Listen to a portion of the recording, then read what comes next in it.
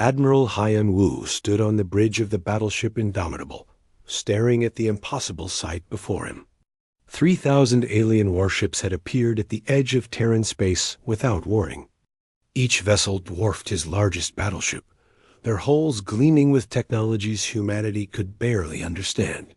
The fleet stretched across the darkness of space, like a wall of metal and light, blocking out the stars. The communication screen flickered to life. A tall, slender alien appeared, its skin shimmering with blue and silver patterns. This was Ambassador Velther of the Quantari race, one of the 12 elder species that ruled the Galactic Council. His eyes were cold, and his voice carried the weight of absolute authority. "I am Velther, speaking for the Galactic Council. You will hear our ultimatum." The ambassador did not wait for Haiyan Wu to respond. "Humanity has expanded too far, too fast. Your aggressive colonization threatens the established order. The Council has decided that your empire must be controlled." Haiyan Wu felt his blood turn cold as Velther continued. "These are our terms. Humanity will cease all expansion immediately. You will surrender 80% of your territories to Council administration. Your military forces will be reduced to local defense only. You will accept Council governors on all major worlds. Finally, you will pay annual tribute of resources and technology. You have 30 days to comply." The Admiral's hands gripped the edge of his command console. "And if we refuse?" Velther's expression did not change. "Then we will make the decision for you. This fleet represents only a fraction of Council power. Resistance is not merely futile, it is suicide. We have maintained galactic peace for 5,000 years. Do not force us to demonstrate why." The transmission ended. Haiyan Wu immediately sent an encrypted message to Terra Prime, the heart of human civilization. Within hours, emergency sessions convened across the Imperial Senate. The debate lasted for 3 days straight. Senators argued passionately on both sides. "We cannot fight this," Senator Park insisted, his voice heavy with fear. "They have 3,000 ships here, and claim this is only a small force.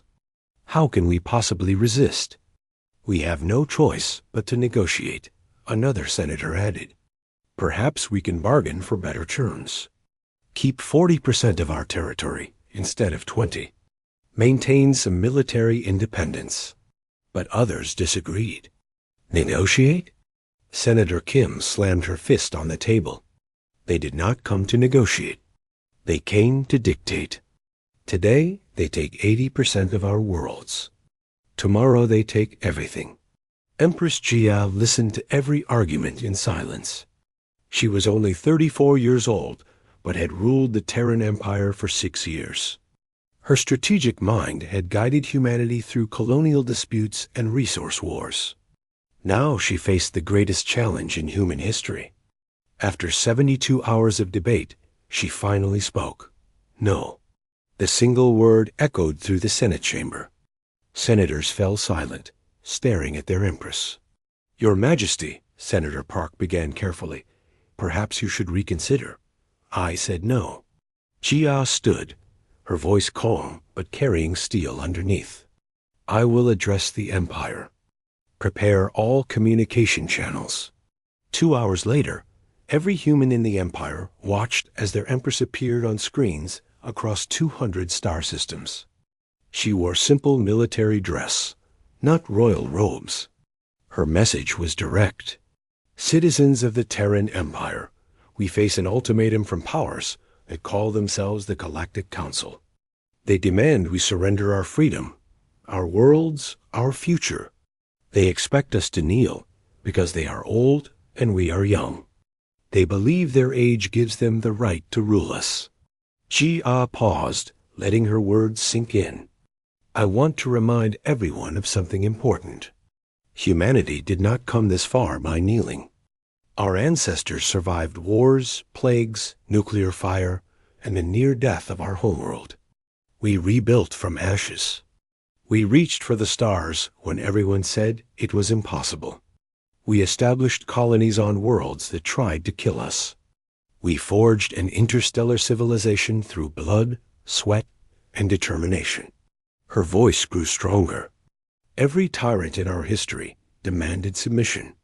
Every conqueror promised peace if we would only obey. And where are they now? Gone, forgotten, defeated, because humanity does not kneel. We bend, we adapt, we survive, but we never surrender our freedom. The Galactic Council wants tribute? They will receive something else instead. They want to see what humanity is capable of? We will show them. They came to our home expecting submission. They will find war. The broadcast ended. Across Terran space, the reaction was immediate. Fear mixed with pride, terror mixed with determination. Humanity had been challenged, and their empress had given the only answer possible. Minister Tae-Yang, head of military intelligence, met with Empress Jia in private immediately after the broadcast. He was a thin man with sharp eyes that missed nothing. Your Majesty, I have information from our deep cover agents in Council space. He activated a holographic display showing detailed intelligence reports. The Council species have not fought a real war in 2,000 years. They maintain their fleets for intimidation, not combat.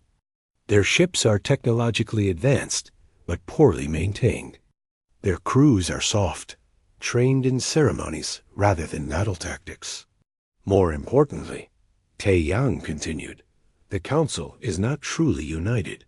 The elder species barely cooperate with each other. Each one considers itself superior to the others. Their combined fleet looks impressive, but their command structure is fragmented. Jia studied the data carefully. So they are not as invincible as they appear. No, Your Majesty.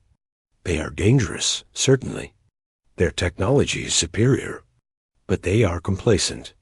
They have ruled through fear and reputation for so long that they forgot how to actually fight. Humanity, on the other hand, has never stopped fighting. We remember how. Orders went out across the Empire. Admiral Haiyan Wu received instructions to prepare the Outer Rim defense fleet for combat. Every shipyard shifted to maximum production.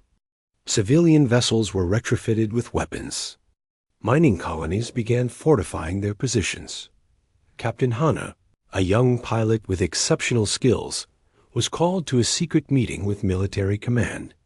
She was given command of the Shadowrunner, humanity's most advanced stealth corvette.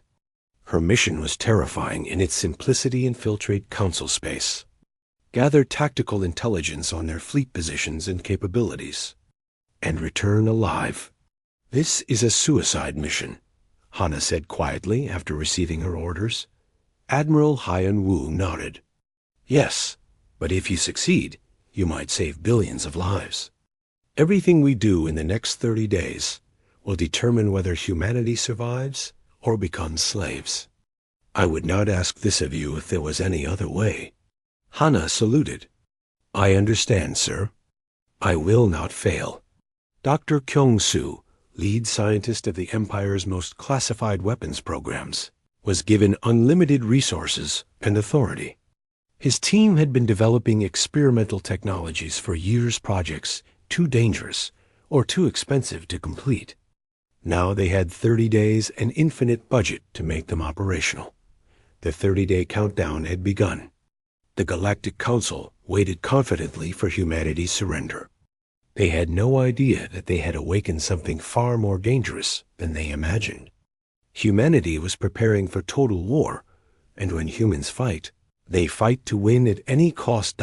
In the darkness of space, the Indomitable and its fleet waited at the border. Admiral Haiyan Wu watched the sensors, counting down the days. Behind him, 200 star systems mobilized for the greatest conflict in human history. The Council wanted to see what humanity could do. They were about to find out. Captain. Hana's hands moved across the Shadowrunner's controls with practiced precision.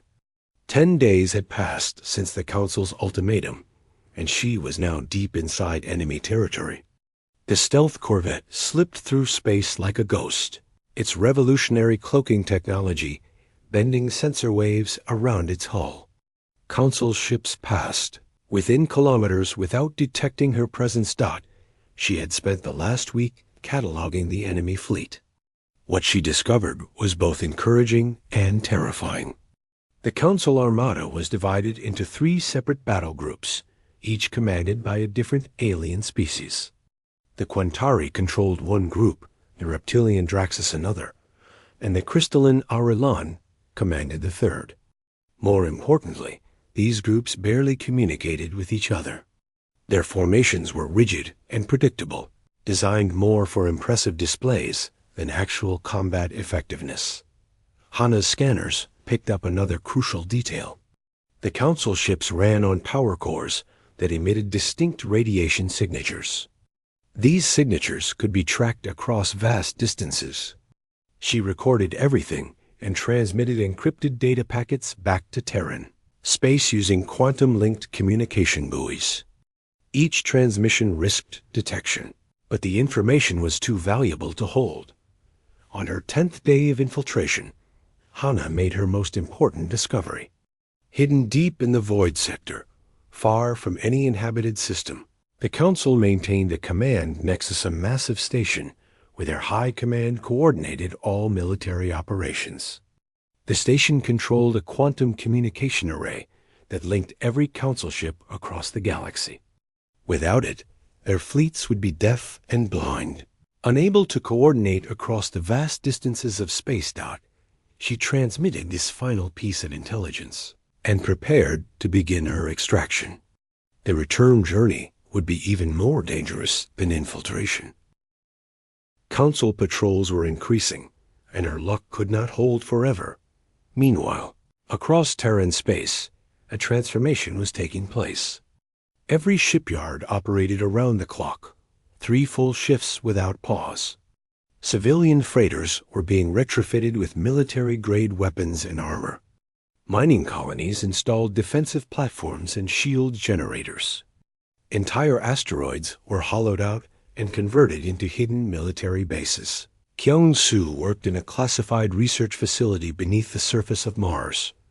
His team had not slept properly in days, surviving on stimulants and determination. They were rushing to complete 3 revolutionary weapon systems. The first was the Quantum Disruptor, a device that created localized space-time distortions.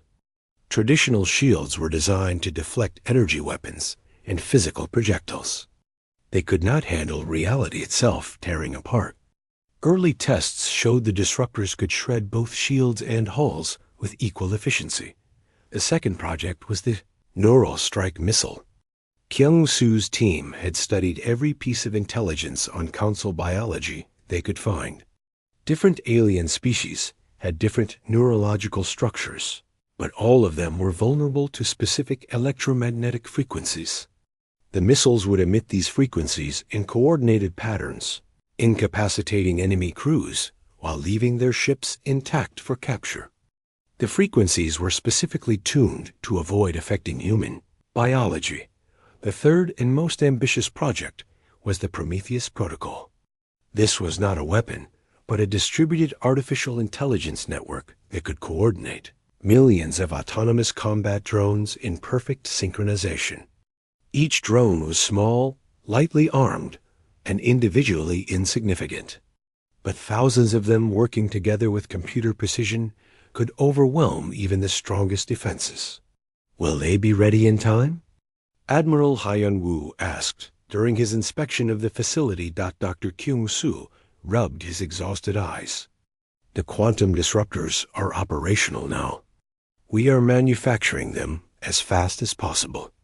The Neural Strike missiles will be ready in 1 week. The Prometheus Protocol. He hesitated. That one is more complicated. The AI needs extensive testing to ensure it does not malfunction. 2 weeks, minimum. Maybe 3. We have 20 days until the deadline, Hyun-woo said quietly. Then I suggest we all pray the Council waits that long. Minister Tae-yang was fighting a different kind of war. From his office on Terra Prime, he coordinated psychological operations aimed at the Council. His team broadcast carefully crafted messages into Council space, highlighting humanity's military history. Videos of ancient wars, nuclear detonations, orbital bombardments, and chemical weapons attacks. The message was clear, and disturbing humans were exceptionally skilled at organized violence. He also planted disinformation, exaggerating Terran military capabilities and hinting at doomsday weapons that did not actually exist. The goal was to make the Council hesitate, to plant seeds of doubt. If the enemy spent time worrying about fictional superweapons, that was time humanity could use to build real ones. Taeyang also ran a more subtle operation. Through secret channels, he contacted younger Council species, rumored to be unhappy with the elder race's dominance. The Thalen, a bird-like species with advanced biotechnology. The Vorum, aquatic beings with powerful industrial capacity. The Kishari, insectoid traders who controlled key economic routes. He offered them technology transfers, trade agreements, and mutual defense pacts in exchange for intelligence or simple neutrality. Will they take the bait? Empress Jia asked during a strategy meeting. Some will, Taeyang replied. The younger species have been suppressed by the Council for centuries. They maintain their positions through fear of the elder races. If we can show them that the Council is not invincible, their loyalty will crack. Admiral Haiyan Wu drilled his fleet relentlessly.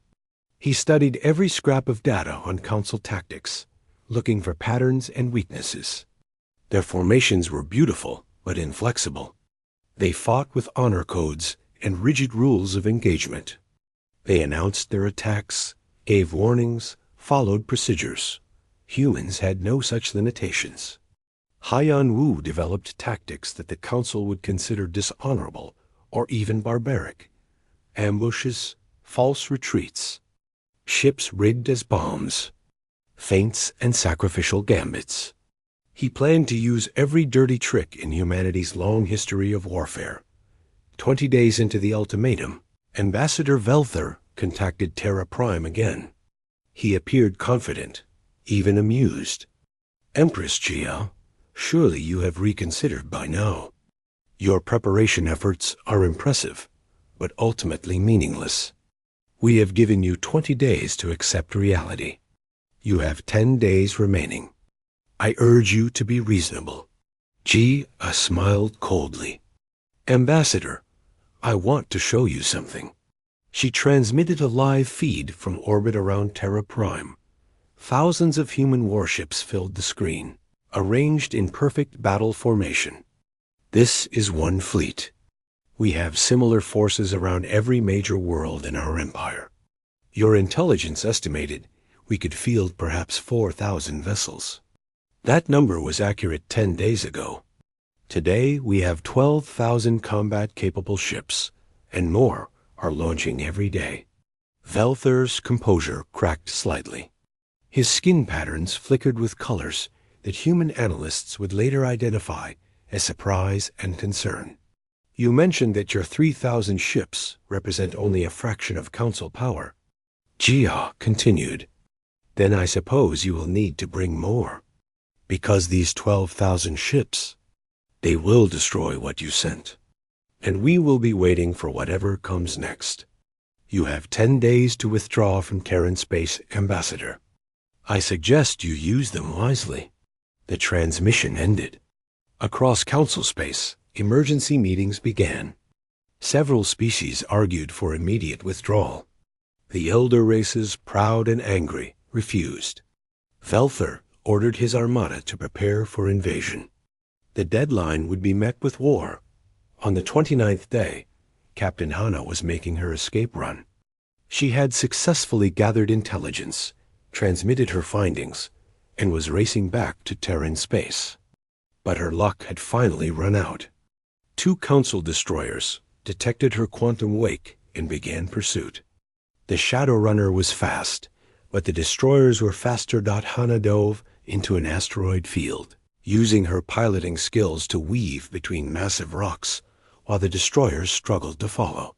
Her ship took several impacts from debris, shields flaring. One destroyer clipped an asteroid and spun out of control, but the other stayed on her tail. Just when it seemed escape was impossible, the asteroid field lit up with explosions. The pursuing destroyer vanished in a massive fireball.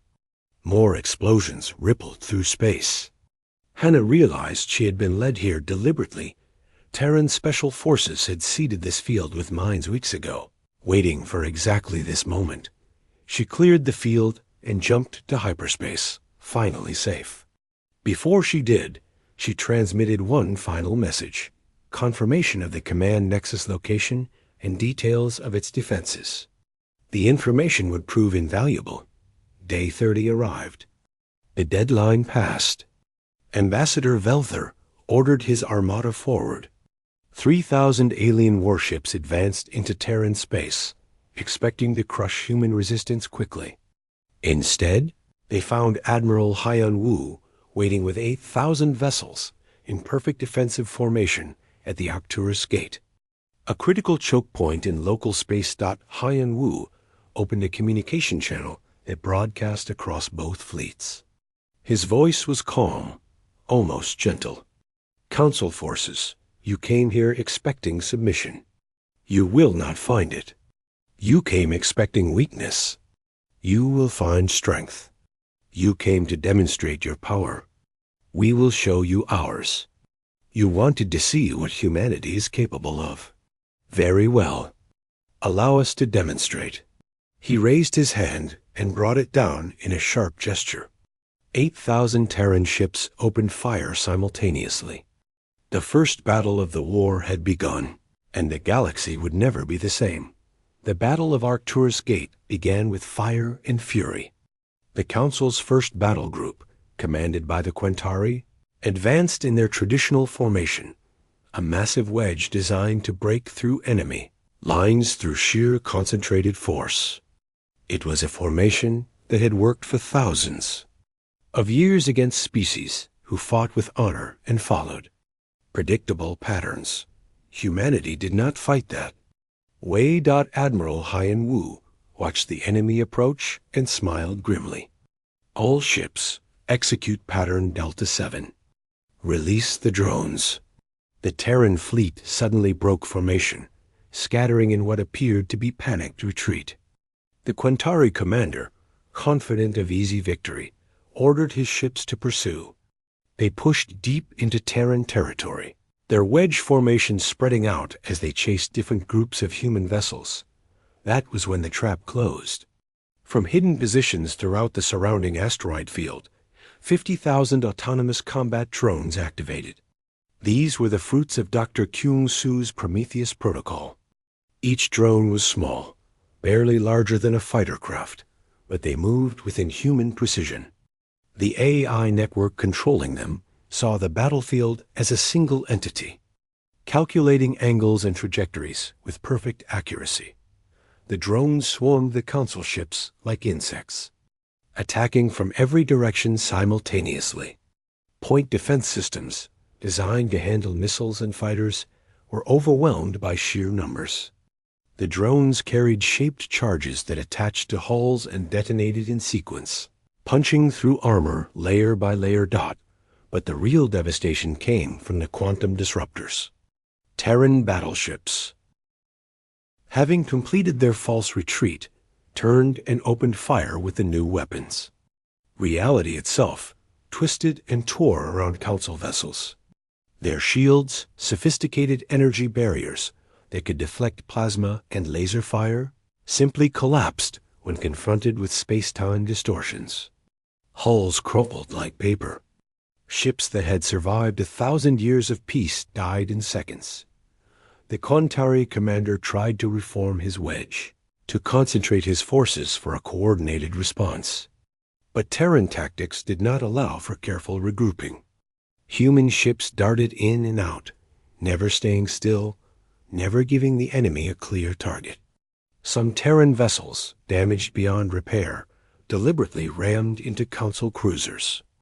The collisions at relativistic speeds created explosions visible across light years. Within 6 hours, the first battle group was destroyed. 3,000 Council ships reduced to 800 fleeing survivors. The debris field at Arcturus Gate would take decades to clear. Captain Hana, recovered from her infiltration mission, led a boarding action against one of the disabled Council vessels. Her team moved through the alien ship's corridors, their weapons trained on every quarter. Most of the crew was already unconscious, victims of neural strike missiles that had flooded the ship with incapacitating frequencies. In the command center, they found a Quentari admiral named Krelver, barely conscious and unable to move. Hana's team secured him and transported him to a Terran intelligence vessel. Under interrogation, Krelver revealed technical specifications of Council ships, fleet dispositions, and communication protocols. More importantly, he revealed something that changed Empress Gia's understanding of the entire conflict. The Council does not fight to maintain peace, Krelver said weakly. We fight to maintain dominance. Every few centuries, younger species arise who develop too quickly, who show signs of exceeding us. When we identify such species, we crush them before they become threats. Humanity advanced too fast. Your technology, your expansion, your adaptability, you would have surpassed us within another century. So we came to stop you. Hannah stared at the alien admiral. You attacked us because we might someday challenge you? Yes. Krelver's skin patterns flickered with something that might have been shame. And by attacking you, we created the very threat we feared. Ironic, is it not? The information was transmitted to Terra Prime immediately. Empress Gia called an emergency council meeting.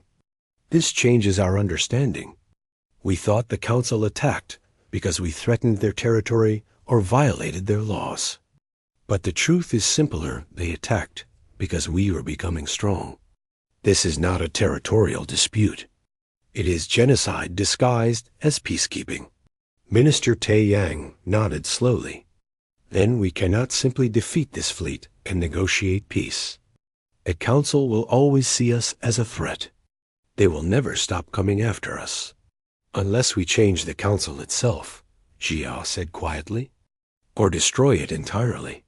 While Terran forces celebrated their first major victory, the council's remaining forces regrouped. The second and third battle groups, commanded by the Draxus and Aurelian respectively, had learned from the Quentari's defeat. They combined their forces and adopted more cautious tactics. The Draxus commander, a general named Scar, was particularly ruthless. Unable to break through Terran defenses directly, he ordered punitive strikes against civilian targets. Council ships bypassed military installations and attacked the colony world of New Bizin directly. The bombardment lasted 4 hours. Orbital strikes destroyed cities, oiled oceans, and shattered infrastructure. 12 million civilians died before Terran defense forces arrived to drive the attackers away. Scar broadcast footage of the devastation across all channels as a warning to other human worlds. The massacre at New Bizin had the opposite effect from what Scar intended. Instead of terrifying humanity into submission, it ignited something primal and dark. The Terran Senate unanimously voted to activate Protocol Nightfall, the removal of all restrictions on military conduct. Rules of engagement were abolished. Prisoners would not be taken. Quarter would not be given. Admiral Hyun Woo received the new orders and felt a cold satisfaction. The council wanted total war. They would receive exactly that. 3 days after New Bizan, Hyun Woo led a revenge strike against the Draxus homeworld's orbital shipyards. His fleet used captured console IFF codes to approach the heavily defended system without triggering alarms. When they reached weapons range, 800 Terran ships opened fire simultaneously with every weapon they carried. The shipyards, massive structures that had built council vessels for centuries, were reduced to molten slag within minutes. Thousands of Draxus workers died instantly. The planet's orbital defenses activated too late and were systematically destroyed. Haiyan Wu broadcast images of the destruction directly to General Scar. For New Bizin, for humanity, this is only the beginning. You taught us that civilians are acceptable targets. We are fast learners. General Scar, watching his species' primary industrial center burn, felt fear for the first time in his long military career. These humans fought without honor, without mercy, without restraint. They were willing to do anything to win. The war escalated rapidly. Both sides abandoned any pretense of civilized warfare. Council fleets attacked human colonies. Terran forces struck at Council infrastructure. Space battles grew larger and more desperate. Casualties mounted on both sides. Dr. Kyung-soo, working around the clock, discovered that different Council species had different neurological vulnerabilities. He began customizing neural strike frequencies for each alien race, turning their biological diversity into a weakness. A frequency that merely incapacitated Quentari could kill Draxus. A pattern that confused Auralan could drive Vorum insane. Meanwhile, Empress Chia's diplomatic efforts began bearing fruit. The Thailan, Vorem, and Kishari, 3 younger Council species, quietly withdrew their forces from the war. They cited internal political concerns as justification, but everyone understood the truth. They saw which way the war was turning and chose to abandon the losing side. The Council's unity fractured.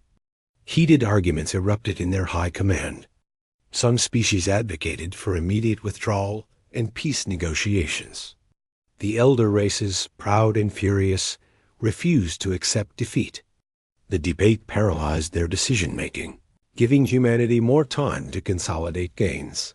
Captain Hana was called to a meeting with Empress Chia, Admiral Haiyan Wu, and Minister Tae Yang. They gathered in a secure room deep beneath Terra Prime's surface. Hana knew this meant something important was being planned. Captain, Jia began. You infiltrated Council space and discovered their command nexus in the Void Sector. We need to destroy it. Hana nodded slowly. She had expected this.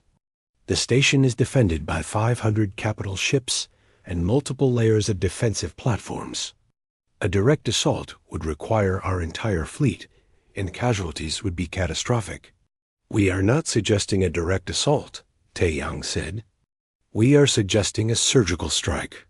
50 ships, using every stealth technology we have, penetrating deep into Council space to hit the command nexus. The objective is not to destroy the station, but to destroy its quantum communication array. Without it, the Council fleet cannot coordinate across interstellar distances. That is a suicide mission, Hana said flatly. Yes, Admiral Haiyan Wu agreed. But if successful, it would cripple the Council's ability to wage war.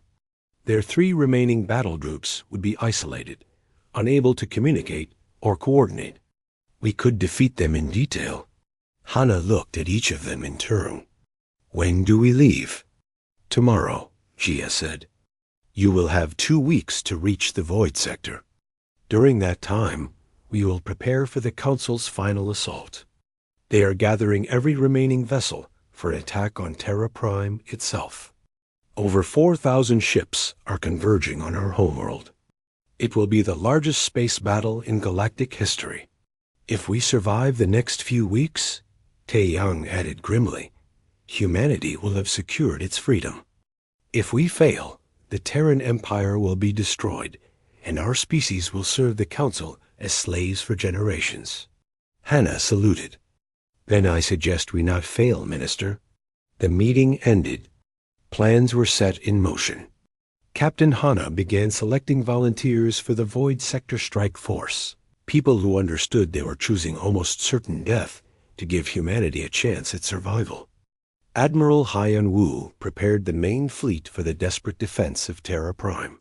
Dr. Kyung-soo pushed his teams harder, trying to create any additional advantage that might tip the balance. and Empress Jiao stood alone in her private chambers, looking up at the stars through a transparent ceiling. Somewhere out there, 4,000 enemy ships were coming to destroy her world.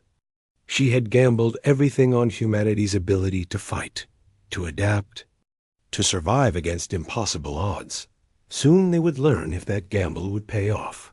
Captain Hana's strike force departed Terra Prime in complete secrecy. 50 ships, each equipped with the most advanced stealth systems humanity could build, slipped away into the darkness.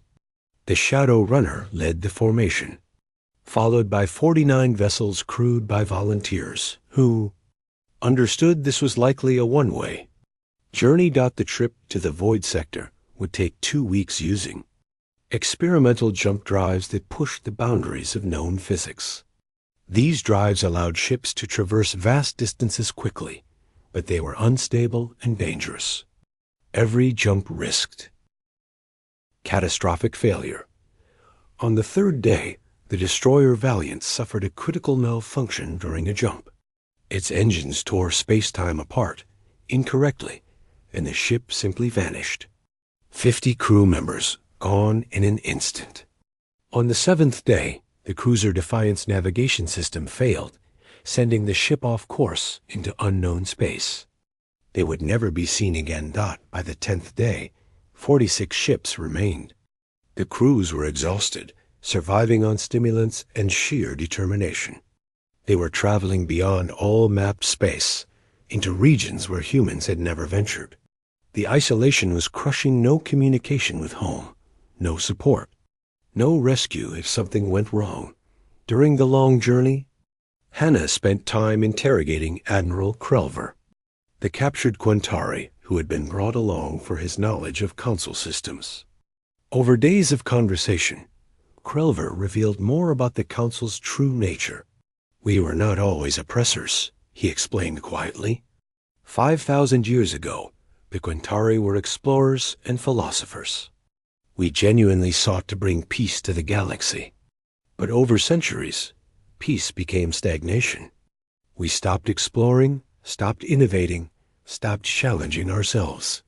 When younger species arose who were still hungry, still driven, still evolving rapidly, we saw them as threats rather than partners. "So you destroyed them?" Hana asked. "Most of the time, we simply suppressed them, confiscated their advanced technologies, destroyed their colonies beyond certain boundaries, installed governors to control their development.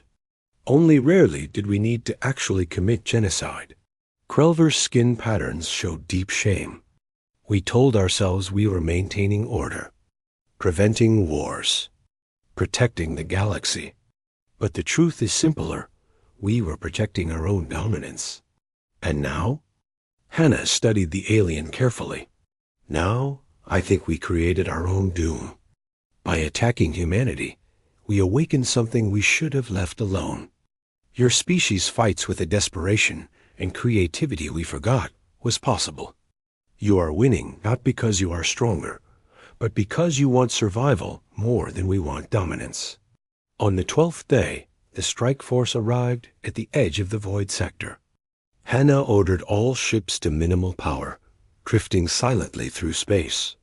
Ahead of them, barely visible against the cosmic background, was the Council Command Nexus. The station was enormous, a moon-sized structure of alien architecture, bristling with weapon platforms and shield generators. Around it orbited 500 capital ships, each one a deadly warship. Sensor arrays covered every approach vector. Automated defense systems waited to obliterate anything that came too close.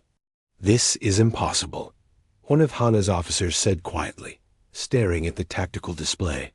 "Agreed," Hana replied. "So we will not do the possible. We will do the insane instead." She activated the communication channel, linking all strike force ships. "All vessels, this is Shadowrunner. Execute Operation Phantom Legend. Make them think we are an army."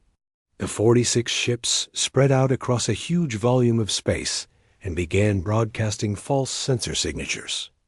They released every drone. They carried thousands of small craft, each programmed to mimic the energy signature of a battleship. They transmitted fabricated communication chatter, fake engine signatures, simulated weapon charging sequences. To Council sensors, it would appear that 5,000 Terran warships had suddenly materialized at the edge of the void sector. The deception worked perfectly. The Council garrison panicked. Alarms blared across the command nexus. The station's commander, an ancient Aurelian named Crystallis, stared at the sensor data in disbelief. How had such a massive human fleet penetrated so deep into Council space undetected? Crystallis immediately transmitted an emergency signal to the Council forces besieging Terra Prime, calling for reinforcements. But those forces were weeks away, and the supposed Terran armada was advancing. Crystallis had to defend with what he had. The 500 ships moved to intercept positions. Defense platforms powered up to maximum. Shield generators created overlapping barriers. The Council forces prepared for the largest battle the Void Sector had ever seen. For 6 hours, the deception held. Hana's ships maintained their positions at extreme range, continuing to broadcast false signatures. But inevitably, Council sensors began detecting inconsistencies. Energy readings did not match claimed ship masses. Movement patterns were too uniform. Communication chatter followed predictable algorithms. Crystallis realized the truth. It is a trick. Only a few dozen ships hide behind those false signals. All forces converge and destroy them. 500 warships turned as one and accelerated toward the strike force's true position. There was nowhere to run, nowhere to hide. Hana had known this moment would come. She opened the final channel to all her ships. Attention all vessels. It has been an honor serving with you. Execute final protocol. Crews to escape pods immediately. Set AI controls for terminal approach. All ships, this is Shadow Runner. It is time to complete our mission. Across the strike force, crews abandoned their ships. Escape pods launched into the void, their engines programmed to jump to random coordinates in deep space. Maybe someone would find them someday. Maybe they would drift forever. Either way, they had done their part. The now empty ships, controlled only by artificial intelligence, began their final attack run. They accelerated to maximum velocity, driving straight toward the command nexus. Council ships intercepted them, pouring fire into the Terran vessels. Ships exploded, were torn apart, disintegrated under the massive firepower. 46 ships became 30. 30 became 15. 15 became 5, but those 5 were enough. They had reached the inner defense perimeter. Their target was visible, now the quantum communication array, a delicate structure extending from the station's surface. This array linked every Council ship across the galaxy, allowing instantaneous coordination across impossible distances. Without it, their fleets would be isolated, deaf, and blind. The Shadowrunner was the last ship remaining. Hana had refused to abandon her vessel, insisting on manually piloting this final approach. Her ship was burning, hull breached in a dozen places, shields long since collapsed. But the engines still functioned, and that was all she needed. Council ships poured fire into her from every direction. The Shadowrunner shuddered with each impact. Hana's console exploded, showering her with sparks and debris. She felt something break inside her body ribs. Probably, but kept her hands on the controls. The communication array filled her view screen. She was close enough now to see individual components. The intricate quantum processors that made instantaneous galactic communication possible. "This is Captain Hana to any Terran forces receiving this transmission," she said into the recorder, not knowing if anyone would ever hear it. "The array is exposed. Firing now. Tell my family the Shadowrunner struck the quantum array at 40% of light speed. The impact released energy equivalent to a small star going supernova. The communication array vaporized instantly. The explosion propagated through the command nexus, destroying communication relays, data centers, and command facilities. The blast was visible from 3 star systems away. Meanwhile, at Terra Prime, the largest space battle in human history was beginning. The Council's final assault force, 4,000 ships, had arrived and was pushing through the outer defensive perimeter. Admiral Haiyan Wu commanded 8,000 Terran vessels, but the enemy ships were individually more powerful. The fighting was brutal and desperate.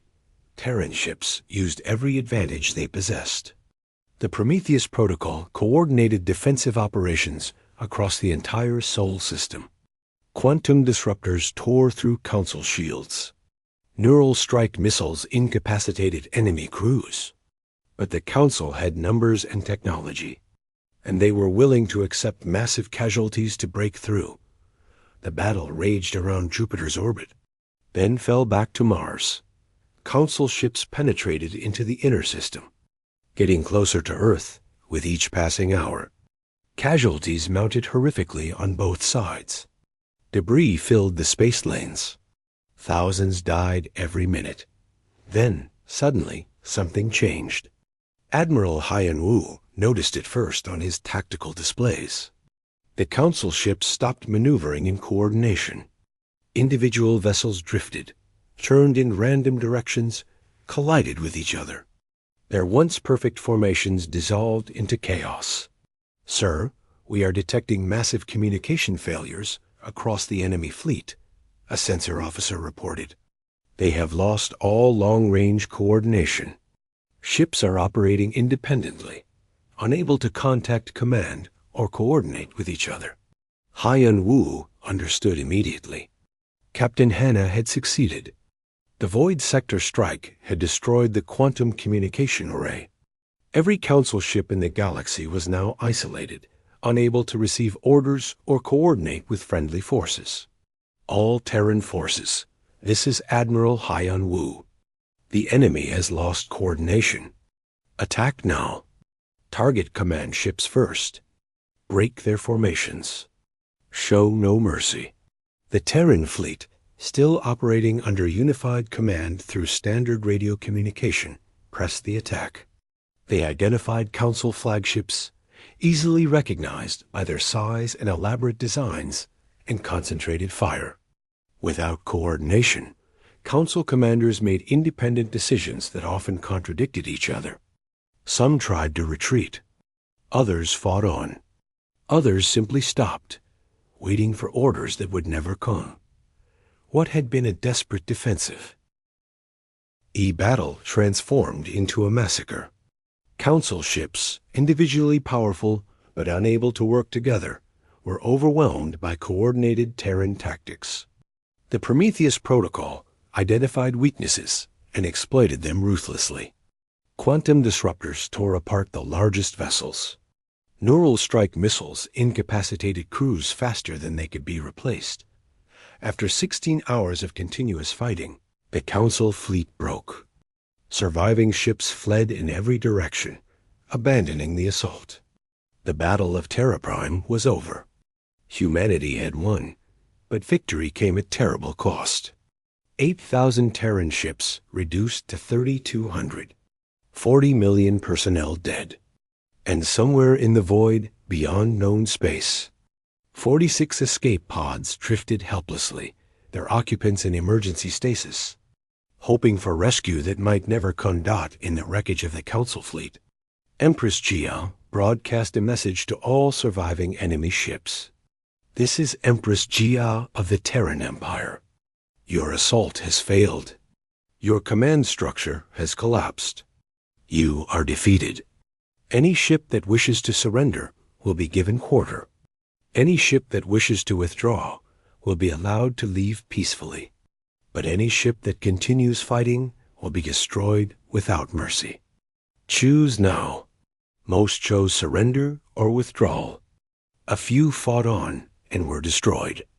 Ambassador Velther's command ship tried to flee, but was intercepted by Admiral Hyanwu's personal squadron. The ambassador tried to negotiate, offering technology and resources in exchange for his life.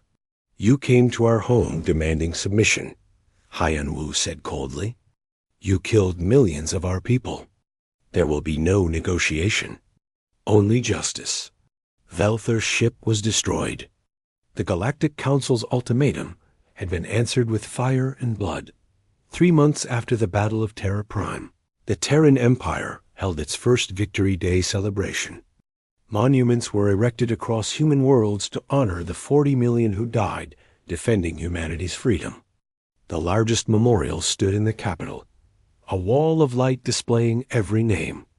Among them were the crews of Captain Hanna's strike force, listed as missing and presumed dead.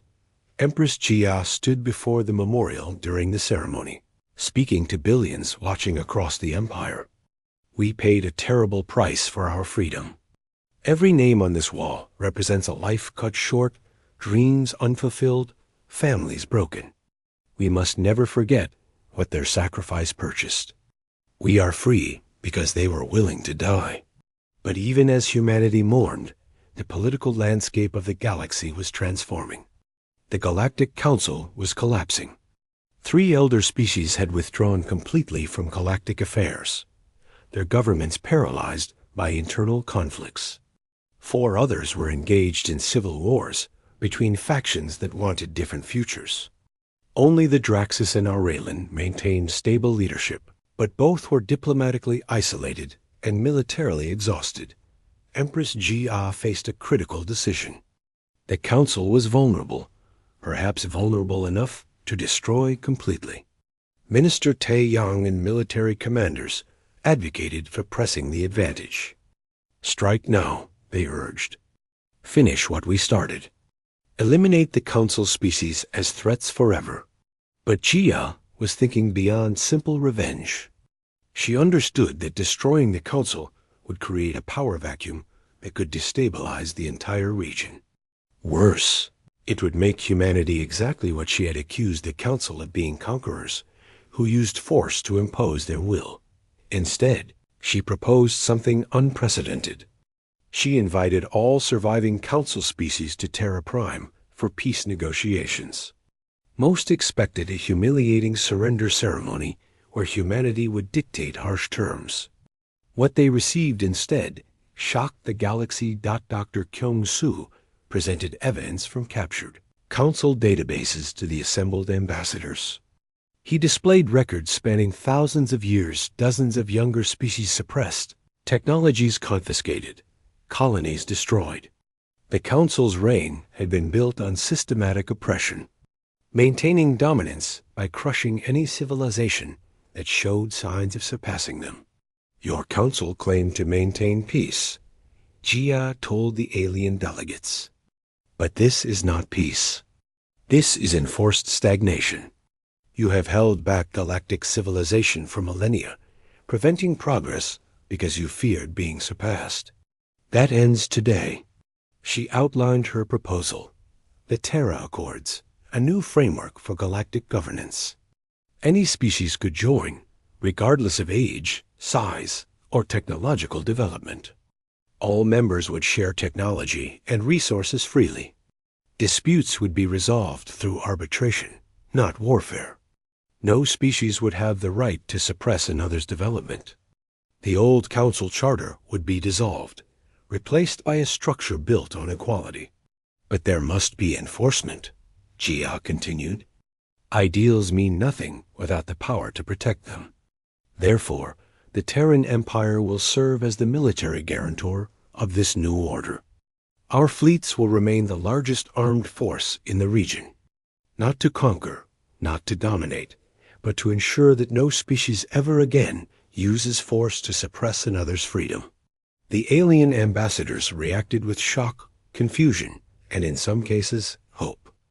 The Thalen ambassador spoke first. "You defeated the Council. You could rule the galaxy if you chose. Why offer us partnership instead of subjugation?" "Because we remember what it felt like to be threatened with slavery," Jia replied simply. We will not become what we fought against. Humanity wants partners, not subjects.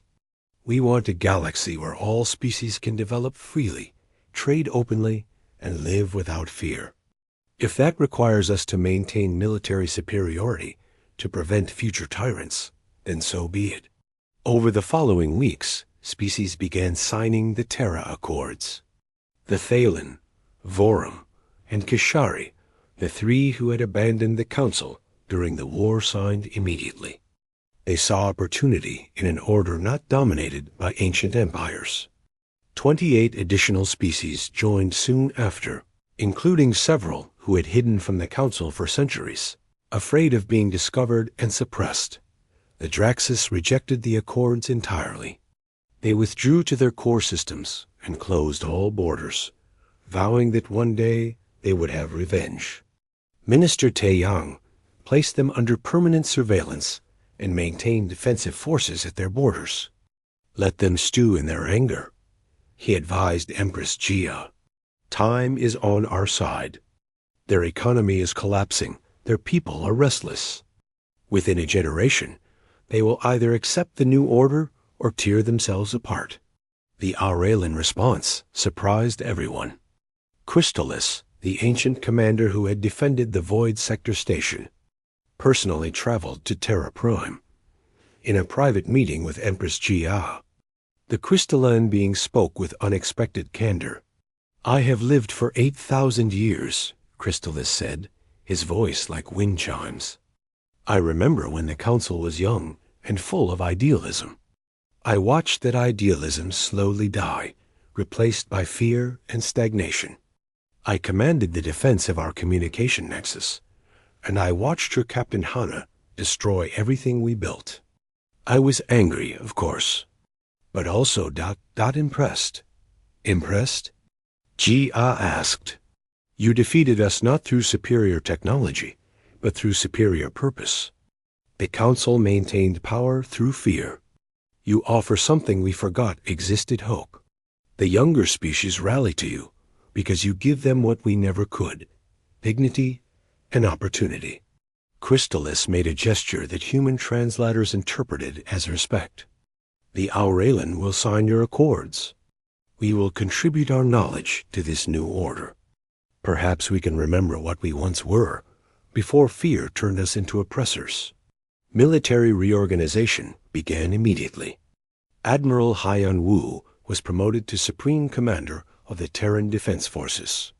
But his forces were no longer purely human.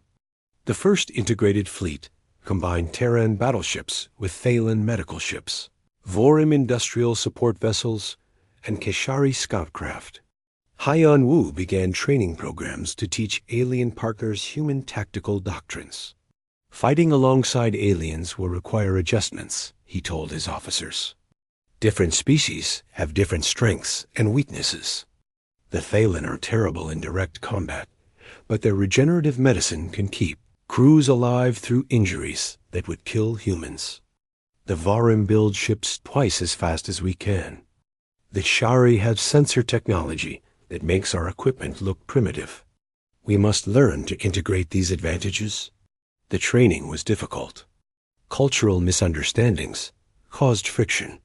Different communication styles led to confusion. But gradually, the integrated fleets learned to work together. When a pirate raid struck the border between Terran and Thailand space, a mixed human-alien fleet responded. The operation was messy and poorly coordinated, but it succeeded. It was a beginning. Captain Hana's rescue came 3 months after the Battle of Terra Prime. Deep space. Surveillance stations detected faint distress signals from beyond the Void Sector. Admiral Haiyan Wu personally commanded the recovery fleet, refusing to delegate this mission. The search took weeks. The escape pods had been scattered across an enormous volume of space, their emergency beacons weak and intermittent. But one by one, they were found. 23 pods were recovered, their occupants in emergency cryogenic stasis, barely alive. Captain Hana was among them. When she woke in the medical bay, Haiyan Wu was the first person she saw. "Welcome back, Captain. You missed the victory celebrations. Hannah's voice was hoarse. Did the mission succeed? The quantum array was destroyed. The Council fleet at Terra Prime lost all coordination. We won the battle, and we won the war. Your sacrifice saved humanity. My crew? Hannah asked. Hyan Wu's expression grew somber. 23 survived out of 3,000. You are among them. The number hit Hannah like a physical blow. 3,000 people. 3,000 volunteers who knew they were probably going to die and went anyway. Only 23 came home. They were heroes, Hyan Wu said quietly. Every one of them. Their names will be remembered for as long as humanity exists. Hannah closed her eyes, tears sliding down her cheeks. The cost of victory was higher than she had imagined. She recovered physically over the following weeks, but the psychological scars remained. She retired from active combat duty, unable to face sending more people to their deaths. Instead, she became an instructor at the Terran Naval Academy, teaching the next generation of officers. Her course, called simply Sacrifice and Victory, became mandatory for all command track cadets. Dr. Kyung Soo's role transformed dramatically. The weapons designer who had created quantum disruptors and neural strike missiles became the head of the technology exchange commission. His job now was to facilitate the sharing of human and alien innovations. Terran quantum disruptor technology was traded for Council medical advances that could cure diseases that had plagued humanity for centuries. Human AI systems were exchanged for alien power generation technology. Both sides benefited enormously. I spent 2 years designing ways to kill aliens, Kang Soo reflected during an interview. Now I spend my time figuring out how our species can help each other survive and thrive. It is much more satisfying work. Minister Tae Yang remained the Empire's spy master, but his intelligence network expanded dramatically. Agents operated across dozens of worlds, monitoring potential threats and opportunities. He uncovered and prevented 2 Draxus assassination attempts against Empress Jia. He identified and shut down slavery rings that had operated in the chaos following the Council's collapse. His work was invisible but essential. 1 year after the Battle of Terra Prime, Empress Jia stood in the new Hall of Species, a massive chamber where representatives from 47 civilizations gathered. Above her floated a holographic memorial displaying 12 million names, every human who died in the war. She addressed the assembly, her words broadcast across the galaxy. We paid a terrible price for our freedom. 40 million military personnel, 12 million civilians, thousands of ships, entire colonies damaged or destroyed. But we did not pay that price just for ourselves. We paid it for every species that was ever suppressed by the old council. We paid it for every civilization that was denied the right to develop freely. We paid it so that no species would ever again have to choose between submission and extinction. The Terra Accords represent a new vision for galactic civilization. We will share technology instead of hoarding it. We will resolve disputes through dialogue instead of warfare. We will celebrate diversity instead of demanding conformity.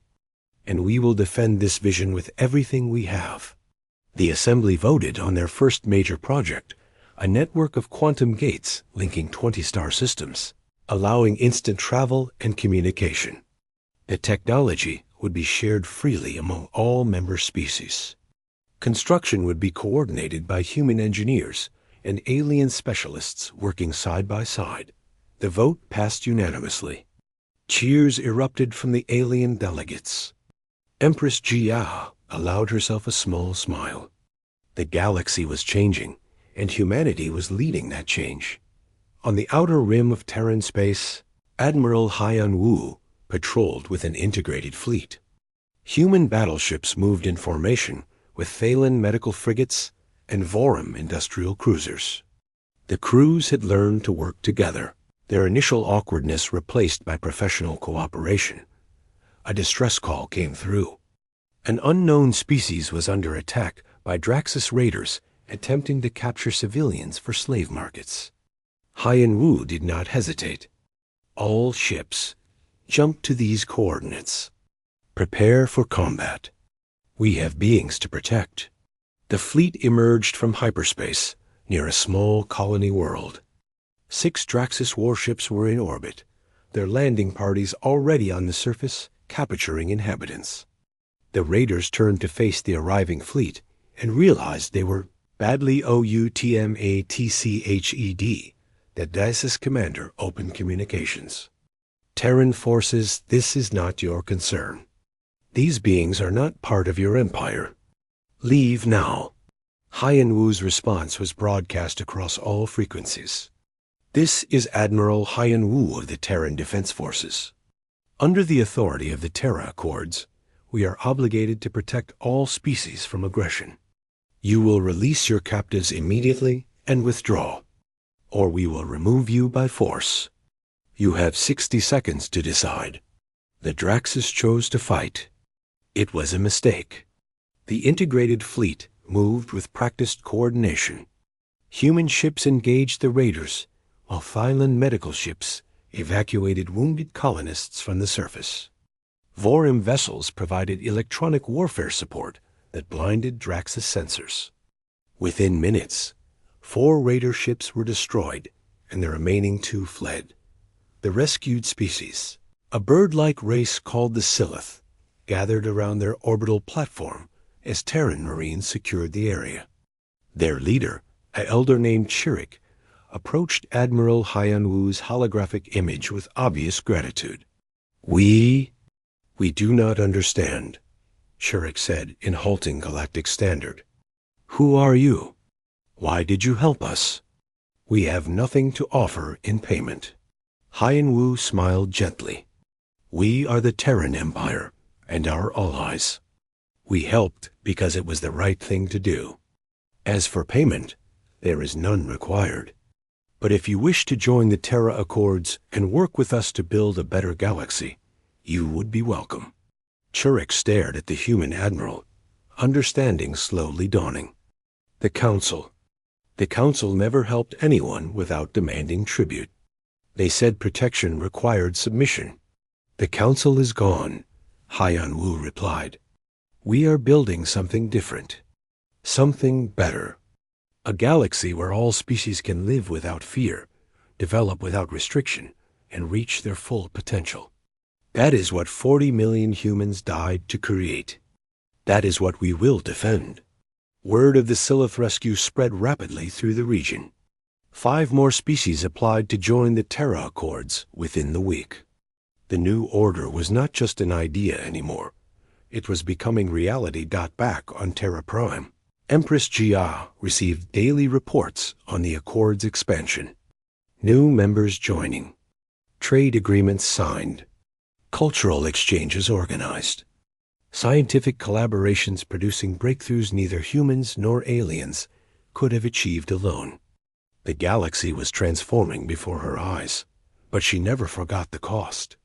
Every day she visited the memorial wall, reading names at random.